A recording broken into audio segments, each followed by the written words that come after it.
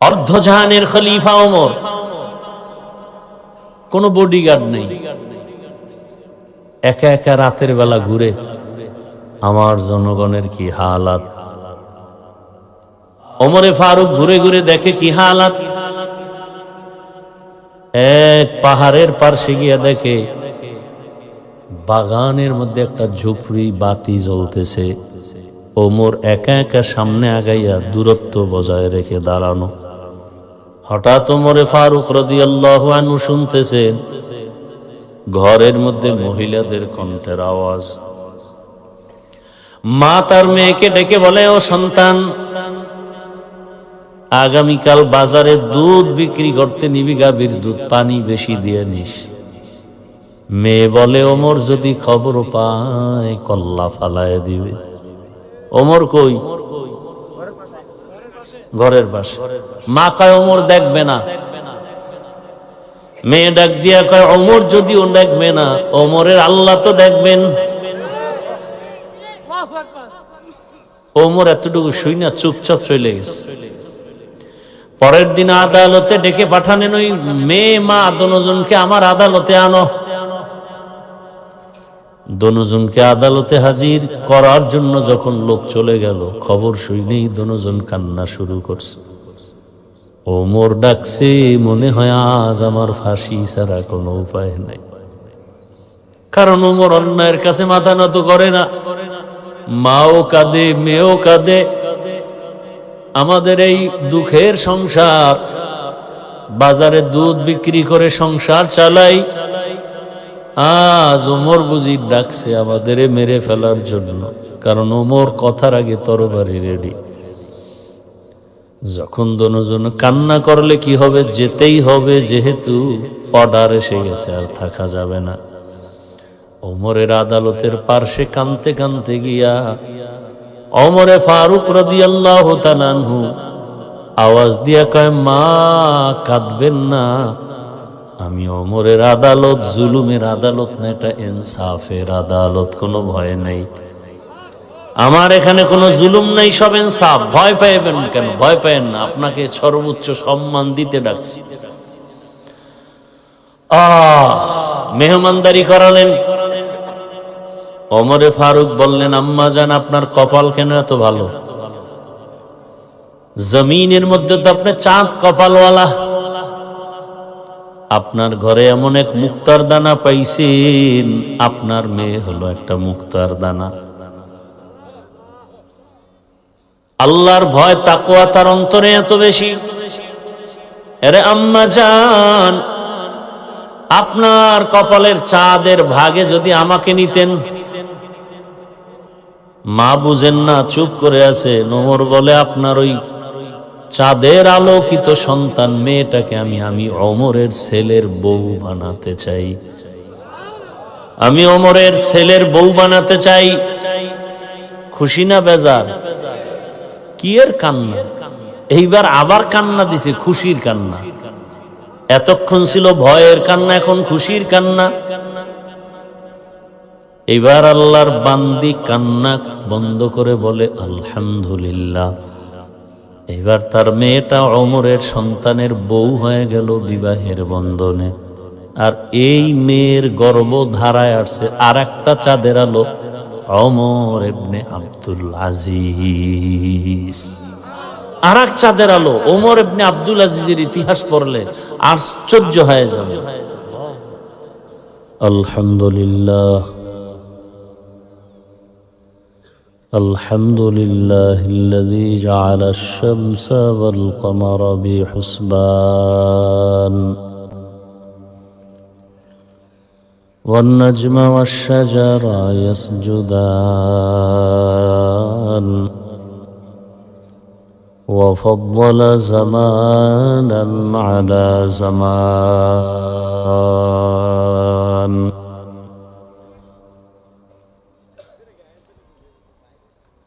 كما فضل مكانا على مكان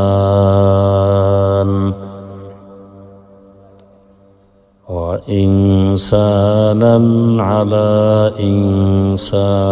إنسان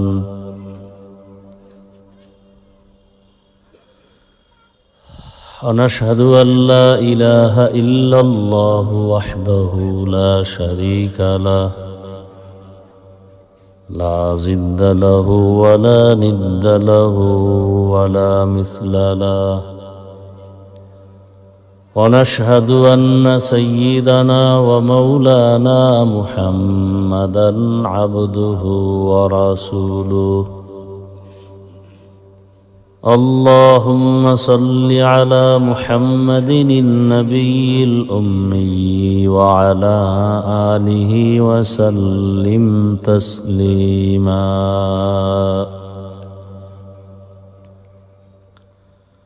وبعد فأعوذ بالله من الشيطان الرجيم بسم الله الرحمن الرحيم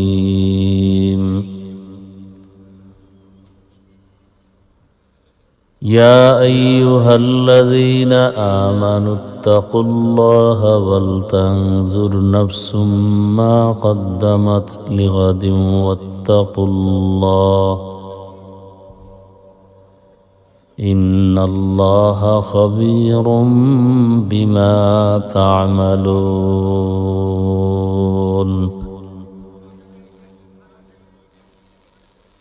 وقال النبي صلى الله عليه وآله وسلم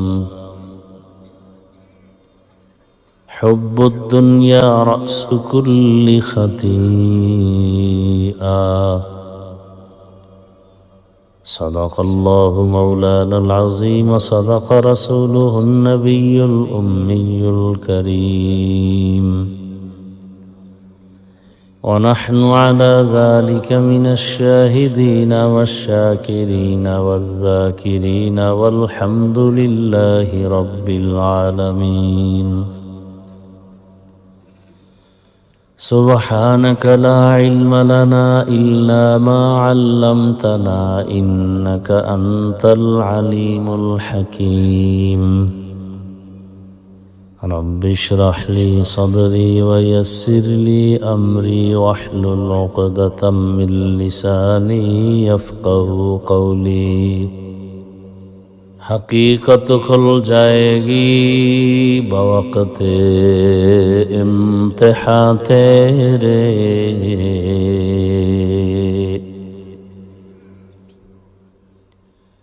حقیقت کھل جائے گی بوقت امتحان تیرے کہ سستی میں یا محنت میں گزاری زندگی تو نے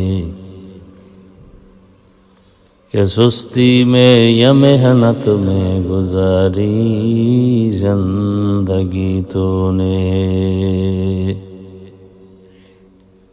محمد نے آ کر کفر کو مٹایا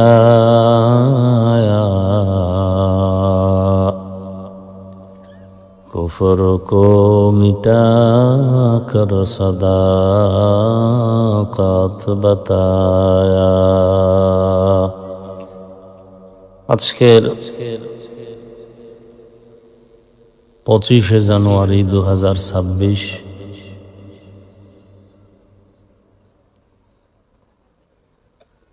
অধ্যকার ওয়াজ ও মাহফিলে উপস্থিত মোহতারাম সম্মানিত সভাপতি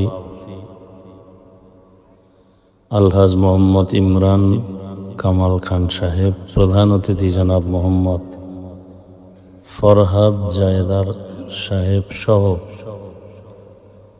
অন্যান্য অতিথিবৃন্দ, হযরত উলামায়ে কেরাম বলেন, হুব্বুদ দুনিয়া রাসু কুল্লি খাতিআ, দুনিয়ার লোভ, ভালোবাসা, মোহাব্বত সব ধ্বংসের কারণ। আয়াত ও হাদিসের তরজমা শেষ। সংক্ষেপ কিছু ব্যাখ্যামূলক কথা।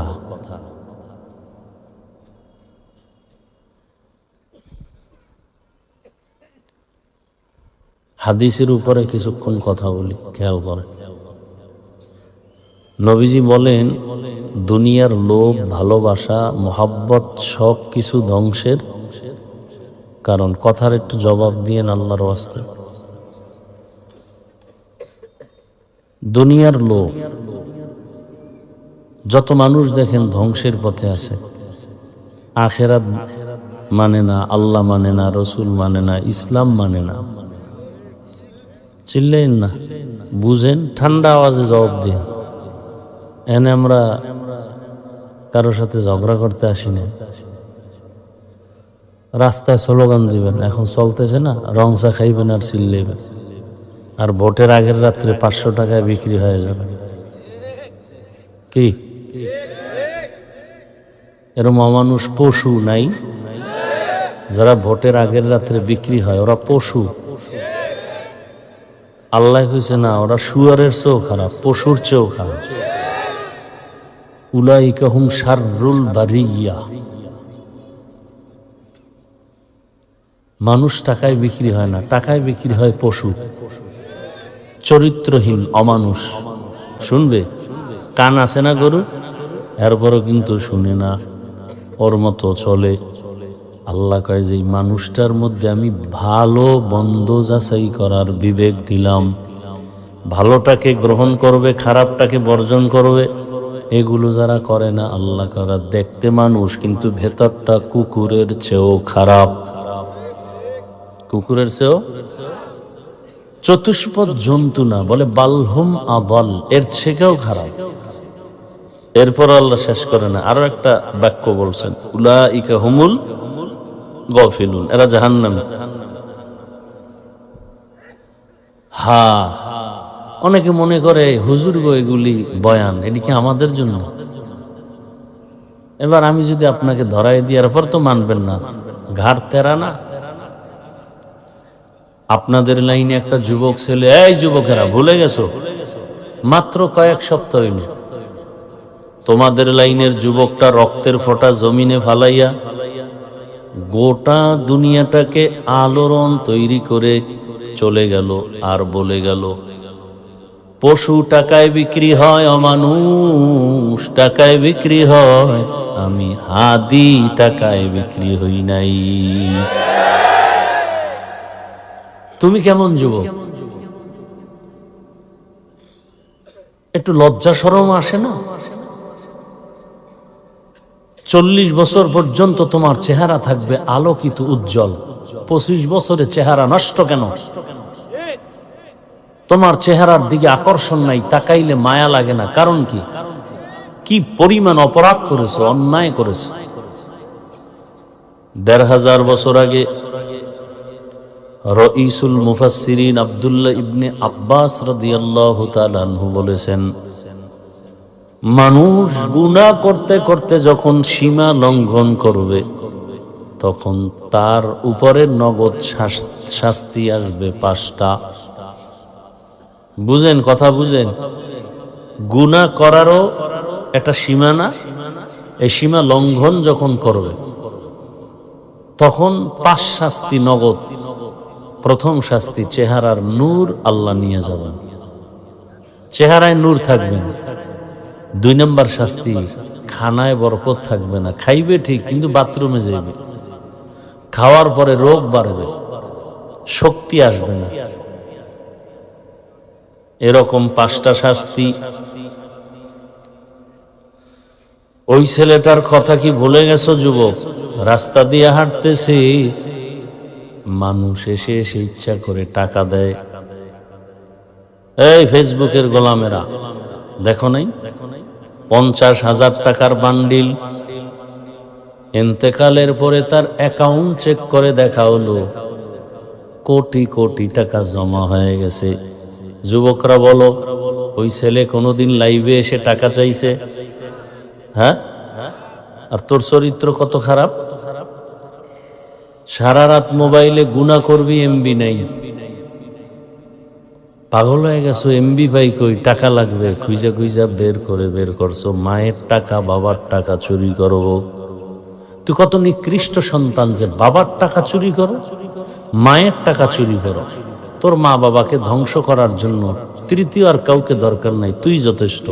তোর মতো একটা অসৎ সন্তান যথেষ্ট।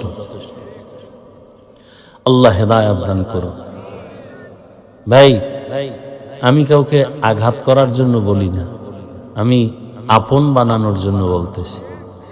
আমি সবার কল্যাণ চাই, শান্তি চাই, সবাই যেন শান্তিতে জীবন যাপন করে আখিরাতমুখী হয়ে যায়। তার মানে আপনাকে বড় হুজুর পাগড়িওয়ালা হতে হবে আমি কিন্তু এটা বলি না একবারও।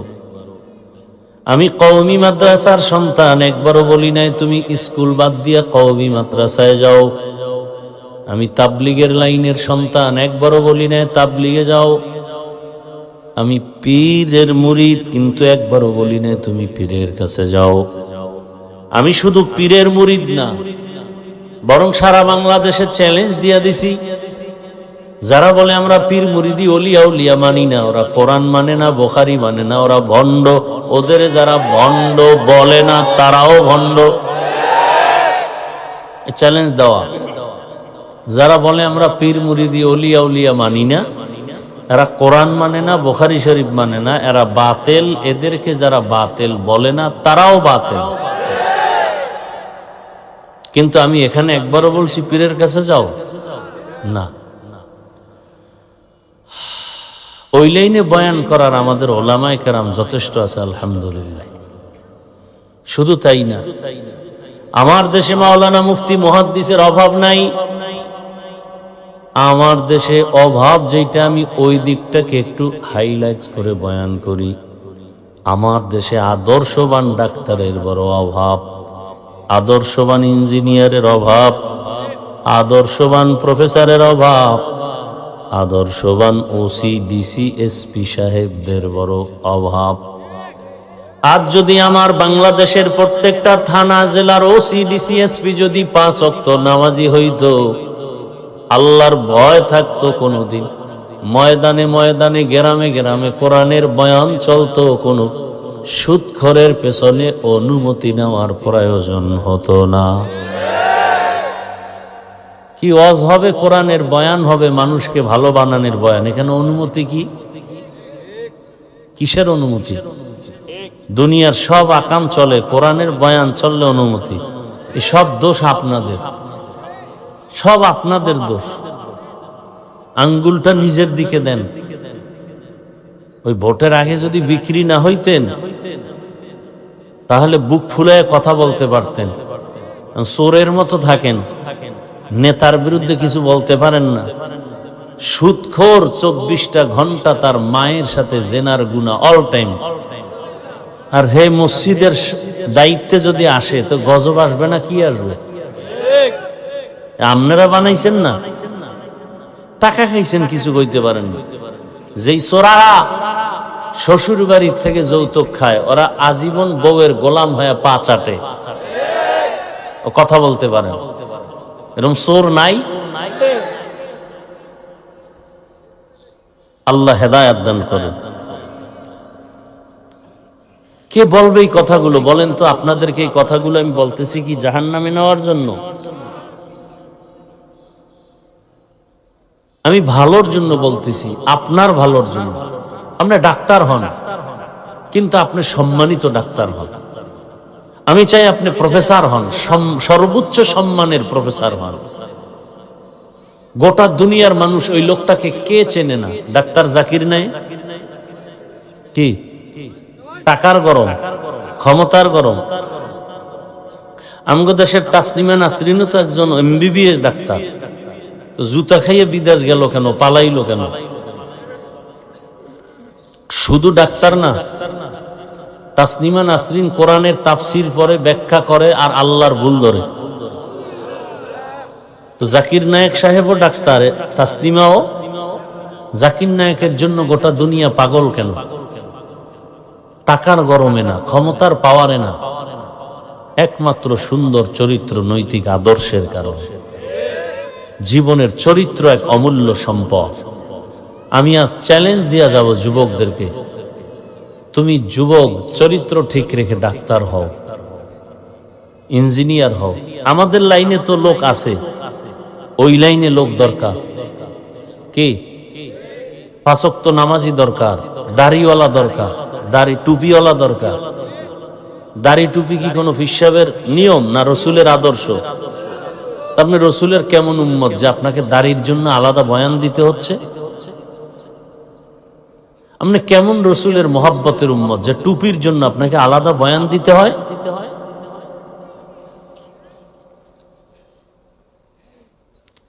কেমন মুসলমান আপনি? আপনার আমার আল্লাহ এক, নবী এক, কোরআন এক, কাবা এক, ধর্ম এক, কালেমা এক, সব এক, কাফন এক, কালার এক, বিদায় বেলা কবরস্থানের কবরের সাইজ এক, ভেতরের প্রশ্ন এক, সব এক। অথচ আমি টুপি খুলতে চাই না, লজ্জা। আর আপনি কেমন, কি বলবো, আপনি কেমন মুসলমান যে আপনি টুপি দিতে চান না, লজ্জা লাগে? মানে কেমন মুসলমান? আমি দাড়ি কাটতে চাই না, লজ্জা, আর আপনি দাড়ি রাখতে চান না, লজ্জা লাগে। আপনি কেমন মুসলমান? আমি পর্দা না করলে লজ্জা পাই, আর আপনি পর্দা করতে গেলে লজ্জা পান। আমি মসজিদে না গেলে লজ্জা পাই, আর আপনি মসজিদে গেলে লজ্জা পান। আপনি কত বড় নিকৃষ্ট মুসলমান! আবার মাস্তানি মাস্তানি ভাব দেখান। লজ্জা থাকলে তো চোখের পানি আসতো, মাথা নত হইতো, যে আসলে আমি একটা রসুলের উম্মতে এত বড় খারাপ হইলাম কেন? অথচ আপনাদের লাইনে, হুজুর না, জীবনে মাদ্রাসায় যায় না, আপনাদের লাইনে, জেনারেল লাইনের মানুষ, দাড়িওয়ালা নামাজি, র্যাব আর্মি নাই, সত্য বলেন মিথ্যা বলেন, ওসি ডিসি এসপি দাড়িওয়ালা নামাজি নাই। আপনার উপরে কার গজব লাগছে বলেন তো? কার বরদোয়া নিছেন বলেন? কার অভিশাপ নিয়েছেন বলেন? আপনার মতো জেনারেল লাইনের মানুষ, স্কুলে পড়ে, কলেজে পড়ে, প্রফেসর, ডাক্তার, ইঞ্জিনিয়ার, দাড়িওয়ালা, 5 ওয়াক্ত নামাজি, 1 টাকাও হারাম খায় না, নাই? আপনার কপালে কার বরদোয়া লাগছে বলেন? আপনি অবশ্যই অভিশপ্ত, আপনার উপরে কারো অভিশাপ লাগছে। না হয় মুসলমান হয়ে আপনি দাড়িকে পছন্দ করবেন না কেন? যদি পছন্দ করেন তাই তো কইবেন, হুজুর দোয়া করেন, চেষ্টা করি, পারি না। যদি বেয়াদবি করে বলেন দাড়ি না রাখলে অসুবিধা কি? তো রসুল যদি বলে তোর মতো বেয়াদব উম্মত না হইলে অসুবিধা কি? কি রাগ করতেছেন না? এই কথাগুলো আমরা যদি আপনাদের না বলি, কে বলবে বলেন তো? আর আমি তো কোরআন হাদিসের আলোকে ইসলামকে উঁচু করার জন্য বলতেছি, আপনার কল্যাণের জন্য বলতেছি। কই আমি তো হুজুর হইতে বলি না, আমি তো আরো বলতেছি ডাক্তার হন, ইঞ্জিনিয়ার হন, প্রফেসর হন, ওসি হন, এমপি হন, বেয়াদব হইয়েন না। কি আপনাদের লাইনে রাস্তায় গাড়ি চালায় ড্রাইভার নামাজি নাই? ব্যবসায়ী বাবারা বলেন তো, আপনাদের ব্যবসায়ীদের মধ্যে নামাজি নাই? তা আপনি পারবেন না কেন? চাকরিজীবী বাবার আপনাদের মধ্যে কি চাকরিজীবী নামাজি দাড়িওয়ালা নাই? আপনি পারবেন না কেন? রিজিকের মালিককে তাল মিলেন না, বুঝা শুনা কন। কয়দিনের জন্য? কতটুকু? প্রতিদিনের অর্ধেক। হ্যাঁ, পিপিলিকার খানা কে দেন? নদীর মাছ হাজার হাজার কে খাওয়ায়? উড়ন্ত পাখি সারাদিন উড়ে, উড়তে উড়তে পেট ভইরা সন্ধ্যায় বাসায় আসে, কে খাওয়ায়? জঙ্গলের প্রাণীর খানা কে দেন? ওরা দামি না আমরা দামি? আমরা। তা আপনি টাকার জন্য দাড়ি কাটছেন কেন?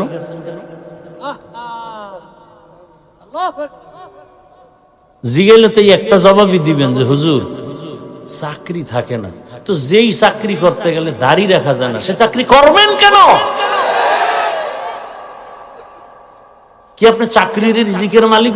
কোটি কোটি জঙ্গলের প্রাণীর খানা যদি আমার আল্লাহ দিতে পারে, আমরা তো আরো দামি, আমাদেরকে আল্লাহ দিবেন না? আপনার অন্তর এত ছোট কেন? মিডা লাগায় কথা শুনতে আইছেন না?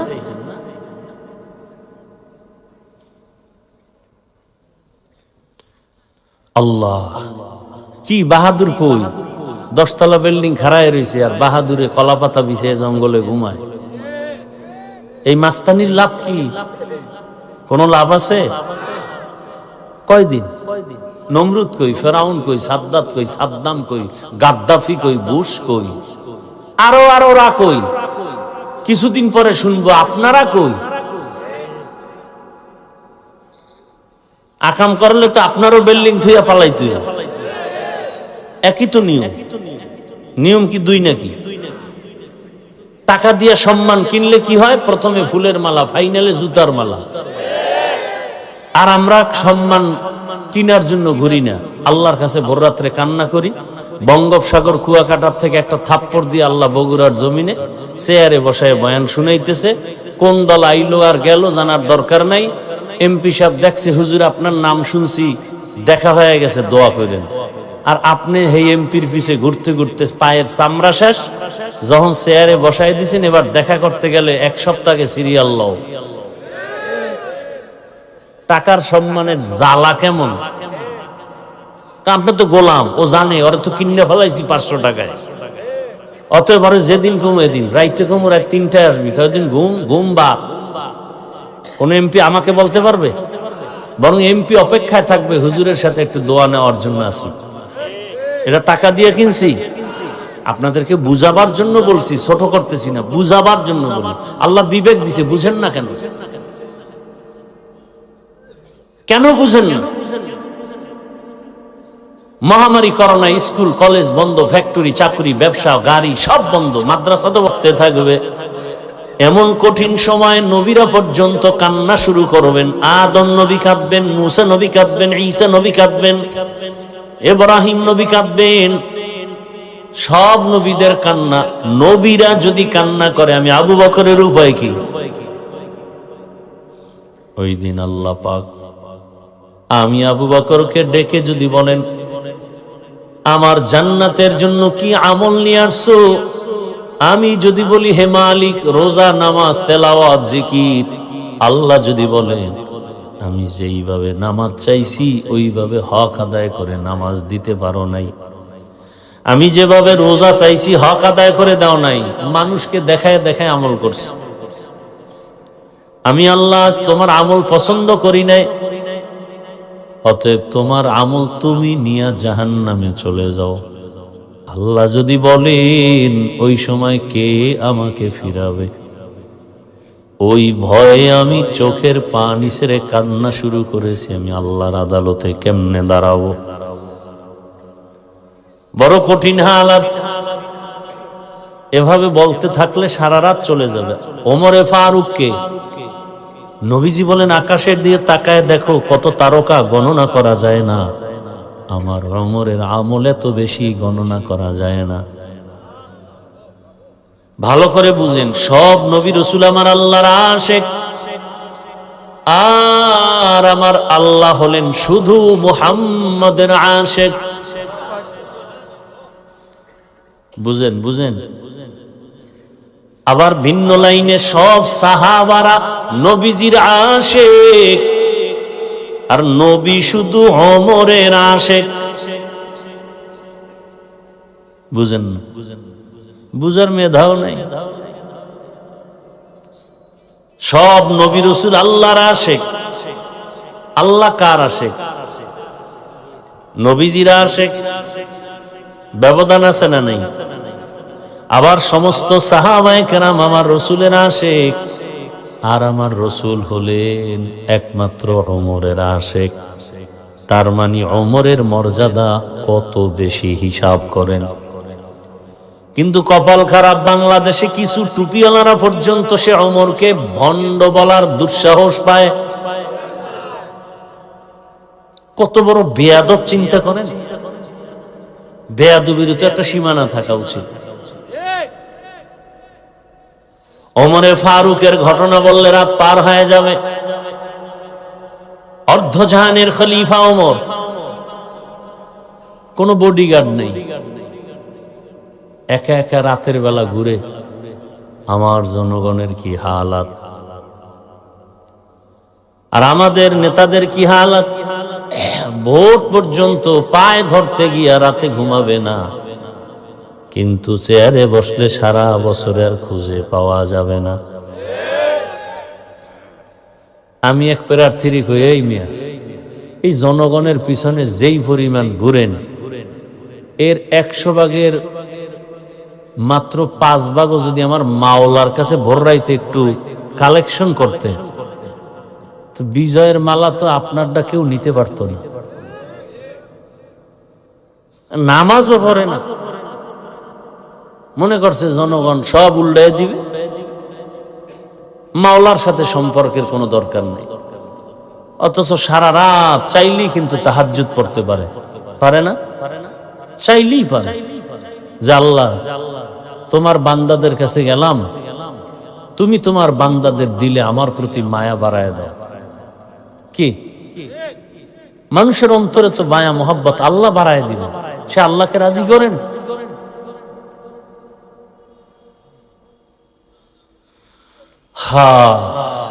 ওমরে ফারুক ঘুরে ঘুরে দেখে কি হালাত। এক পাহাড়ের পার্শ্বে গিয়ে দেখে বাগানের মধ্যে একটা ঝুপড়ি বাতি জ্বলতেছে। ওমর একা একা সামনে আগাইয়া দূরত্ব বজায় রেখে দাঁড়ানো।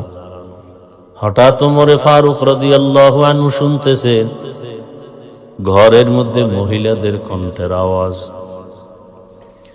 মা তার মেয়েকে ডেকে বলে, ও সন্তান, আগামীকাল বাজারে দুধ বিক্রি করতে নিবি, গাভীর দুধ, পানি বেশি দিয়ে নিস। মেয়ে বলে, ওমর যদি খবর পায় কল্লা ফালায় দিবে। ওমর কই? ঘরের পাশে। মা কয় ওমর দেখবে না। মেয়ে ডাক দিয়া কয়, ওমর যদিও দেখবে না, ওমরের আল্লাহ তো দেখবেন। ওমর এতটুকু শুই না চুপচাপ চলে গেছে। পরের দিন আদালতে ডেকে পাঠানেন ওই মেয়ে মা দনোজনকে, আমার আদালতে আনো। দনোজনকে আদালতে হাজির করার জন্য যখন লোক চলে গেল, খবর শুনেই দনোজন কান্না শুরু করছে। ওমর ডাকছে, মনে হয় আজ আমার ফাঁসি ছাড়া কোনো উপায় নাই। কারণ ওমর অন্যায়ের কাছে মাথা নত করে না। মাও কাঁদে, মেয়েও কাঁদে। আমাদের এই দুঃখের সংসার, বাজারে দুধ বিক্রি করে সংসার চালাই, আজ ওমর বুঝি ডাকছে আমাদের মেরে ফেলার জন্য। কারণ ওমর কথার আগে তরবারি রেডি।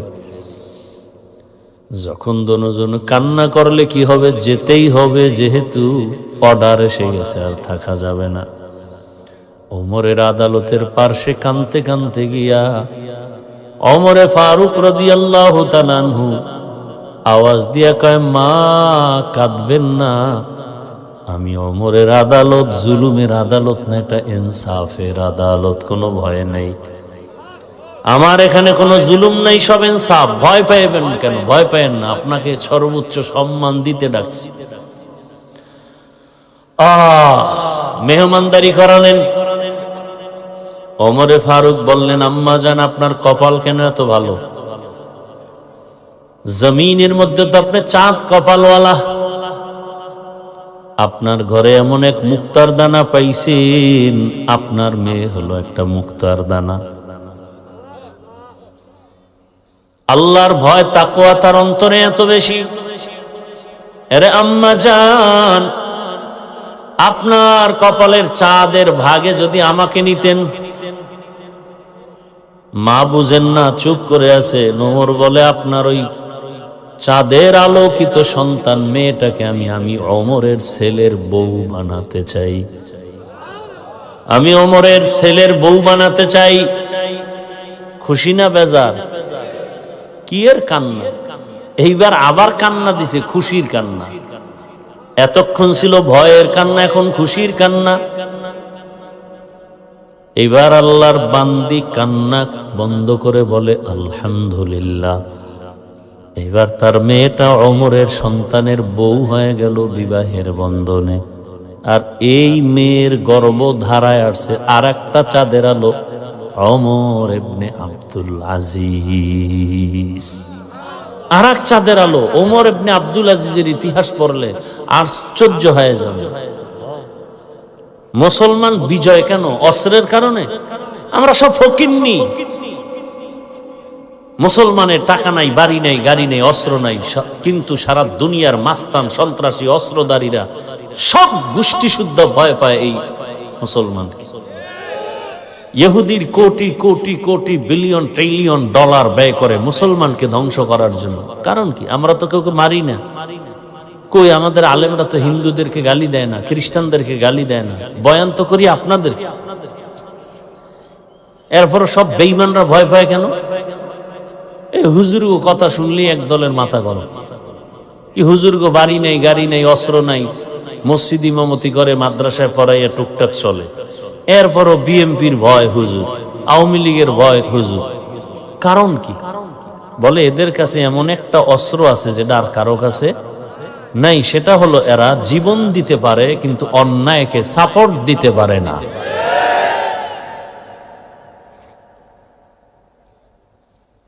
বড় কঠিন হালাত।